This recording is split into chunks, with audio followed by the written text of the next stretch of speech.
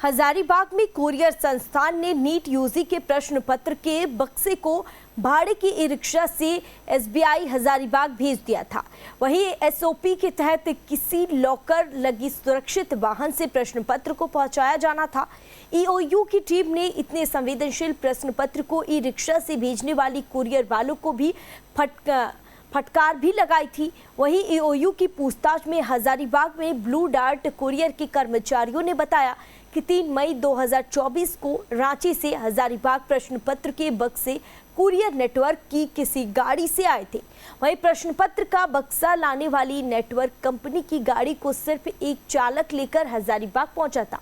वहीं वाहन की सुरक्षा का कोई भी ध्यान नहीं रखा गया था। ऐसे में सवाल उठता है कि ये जानबूझकर किया गया था, फिर अनजाने में। लेकिन अब नीट बवाल के बीच ये रिक्शा काफी सुर्खियों में है। देखिए नीट घोटाले में जांच के क्रम में अब टोटो की भी एंट्री है और टोटो सुर्खियों में है। ये बड़ा खूबसूरत सा दिखने वाला गाड़ी टोटो प्रश्न पत्र को ढोने में काम लिया गया, जबकि एसओपी के तहत जो स्टैंडर्ड ऑपरेटिंग प्रोसीड्यूर है उसके तहत इस टोटो का इस्तेमाल संभवतः प्रश्न पत्र ढोने के लिए नहीं किया जाना था।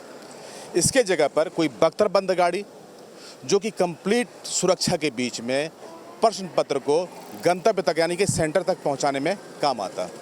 बैंक की तरफ से जो एसओपी था उसके तहत एक सुरक्षित वाहन में ही प्रश्न पत्र को पहुंचाया जाना था, लेकिन इस तरह के टोटो का इस्तेमाल हुआ।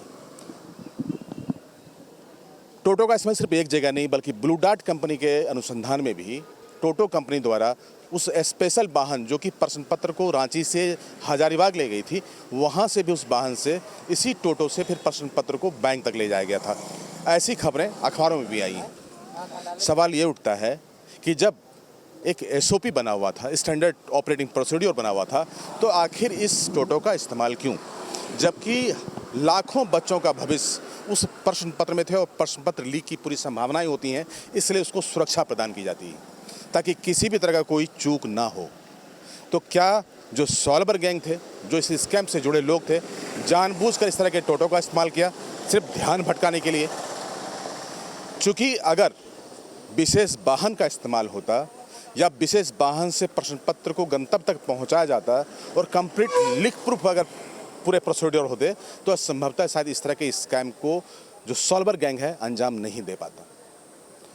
अब ये क्यों इस्तेमाल हुआ है? चूँकि कल ही जब प्रेस कॉन्फ्रेंस कर रहा था, जो बात बहुत ही विवादों में आने वाले स्कूल ओएसिस के प्रिंसिपल एहसानुल हक ने साफ कहा कि इस तरह के टोटो में ही उनके पास प्रश्न पत्र पहुंचे थे और उसका बाकायदा उन्होंने वीडियो भी जारी किया है।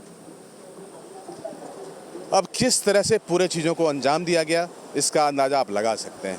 बहरहाल कैमरा पर्सन अमित के साथ मैं राजेश तोमर, न्यूज़ नेशन के लिए रांची से।